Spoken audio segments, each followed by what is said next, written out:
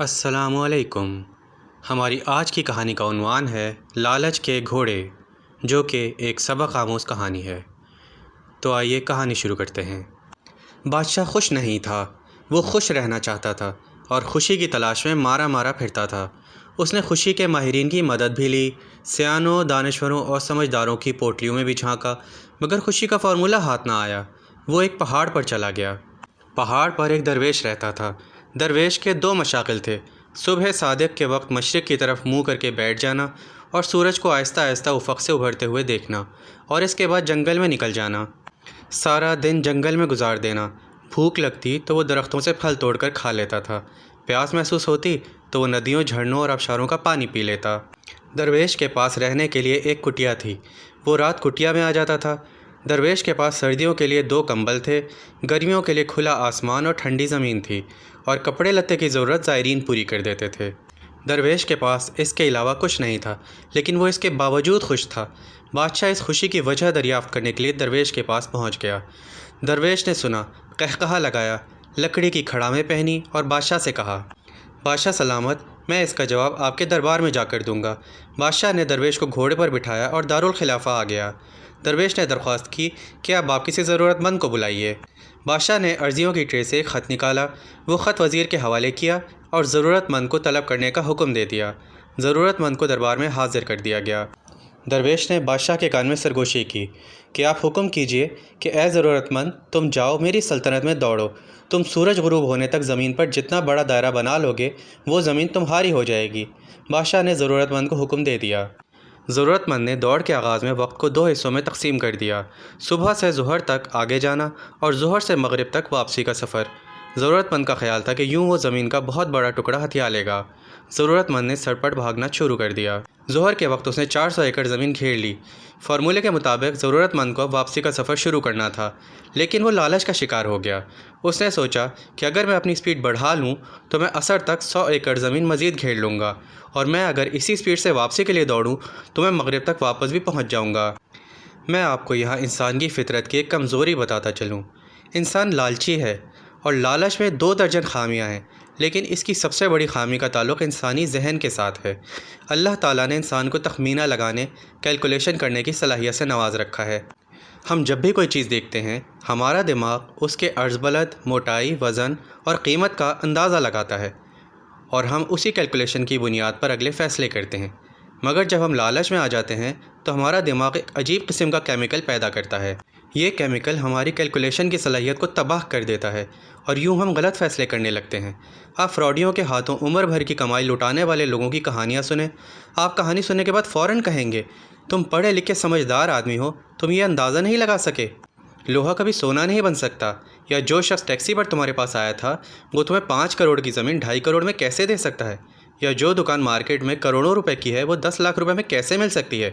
اور مٹھائی سے شوگر کا علاج کیسے ہو سکتا ہے؟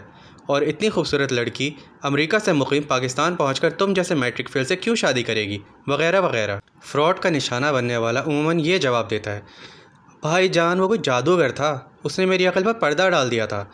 فراڈ یا جادوگر نہیں تھا، جادوگر لالچ تھا، اور لالچ سے پیدا ہونے والا وہ کیمیکل تھا جو انسان کی عقل سلب کر لیتا ہے، اور یوں اچھا والا سمجھدار انسان ماموں بن جاتا ہے۔ میں واپس زمین گھیرنے والے شخص کی طرف آتا ہوں۔ لالچ نے اس شخص کی عقل بھی سلب کر لی تھی، اس کی کیلکولیشن بھی غلط ہو گئی تھی۔ وہ مزید زمین کے لالچ میں عصر تک بھاگتا رہا۔ سورج نے جب تیزی سے واپسی کا سفر شروع کیا تو اس شخص کو اپنی غلطی کا احساس ہوا۔ وہ پلٹا اور واپسی کے لیے دوڑ لگا دی، لیکن دیر ہو چکی تھی۔ وہ اب مغرب سے قبل واپس نہیں پہنچ سکتا تھا۔ اس کے پاس اس وقت 2 آپشنز تھے: وہ اپنی ہار مان لیتا، دوڑنا بند کر دیتا اور چپ چاپ اپنے گھر واپس چلا جاتا، یا پھر جیتنے کے لیے سر توڑ کوشش کرتا۔ وہ دوسرے آپشن پر چلا گیا۔ میں یہاں آپ کو انسان کی ایک اور خامی بتاتا چلوں۔ کامیابی میں سر توڑ محنت ہمیشہ تیسرے نمبر پر آتی ہے۔ پہلا نمبر پلاننگ اور دوسرا نمبر صلاحیت کو حاصل ہوتا ہے۔ آپ کی منصوبہ بندی غلط ہے۔ آپ پہاڑ پر کھجور لگانا چاہتے ہیں یا صحرا میں چاول اگانا چاہتے ہیں تو خواہ آپ کتنی ہی محنت کر لیں، آپ کی کامیابی کے امکانات بہت ہی کم ہوں گے۔ دوسرا، اگر آپ میں صلاحیت نہیں، آپ نے باقاعدہ ٹریننگ نہیں حاصل کی، اور اگر آپ نے ٹاسک کے لیے تیاری نہیں کی تو بھی آپ خواہ کتنی ہی سر توڑ محنت کر لیں، آپ کامیاب نہیں ہو سکیں گے۔ زمین گھیرنے والا شخص بھی منصوبہ بندی اور صلاحیت دونوں سے عاری تھا۔ چنانچہ اس نے دوسرا فیصلہ بھی غلط کیا۔ اس نے سر توڑ کوشش کی ٹھان لی، بھاگنے کی سپیڈ بڑھا دی۔ وہ بری طرح تھکاوٹ کا شکار تھا، لیکن وہ اس کے باوجود دیوانہ وار دوڑ رہا تھا۔ وہ وقت پر پہنچنے کی کوشش میں اپنی سپیڈ بڑھاتا جا رہا تھا، یہاں تک کہ اس کے پھیپھڑے پھٹ گئے، اس کے منہ سے خون جاری ہو گیا، لیکن وہ اس کے باوجود بھاگتا رہا اور بالآخر وہ بادشاہ تک پہنچ گیا۔ لیکن گول پر پہنچنے کے بعد اس نے ایک لمبی ہچکی لی، زمین پر گرا، تڑپا اور اپنی جان آفرین کے حوالے کر دی۔ وہ زمین جیت گیا تھا، لیکن زندگی کی بازی ہار گیا تھا۔ درویش اپنی جگہ سے اٹھا، زمین پر گرے شخص کے قریب آیا، ہاتھ سے اس کی کھلی آنکھیں بند کیں، بادشاہ کو قریب بلایا اور اس بدنصیب شخص کی لاش دکھا کر بولا، بادشاہ سلامت، ہرس کے بیوپاری کبھی خوش نہیں رہ سکتے۔ یہ شخص مجھ سے بہتر زندگی گزار رہا تھا۔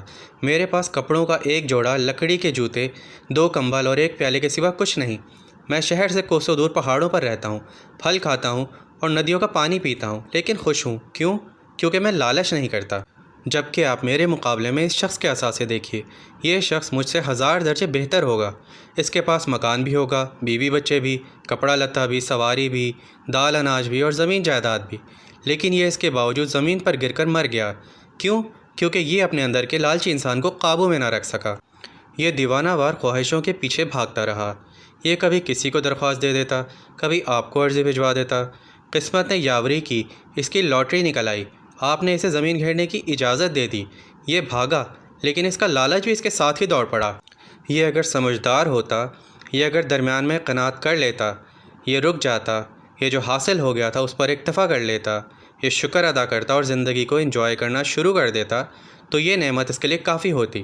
لیکن یہ لالچ کے گھوڑے سے نہ اترا، یہ بھاگتا رہا یہاں تک کہ لالچ نے اس کی جان لے لی۔ درویش نے لمبی سانس لی اور بولا، بادشاہ سلامت، ہرس اور خوشی دونوں سوتنیں ہیں، یہ اکٹھی نہیں رہ سکتی۔ آپ خوش رہنا چاہتے ہیں تو آپ کو لالچ کو طلاق دینا ہوگی، خوشی خود بخود آپ کے گھر میں بس جائے گی۔ لیکن اگر آپ لالچ کے گھوڑے پر بیٹھ کر خوشی کی تلاش میں سرپٹ بھاگتے رہے تو آپ کا انجام بھی اس شخص جیسا ہوگا، آپ بھی عبرت کا رزق بن جائیں گے۔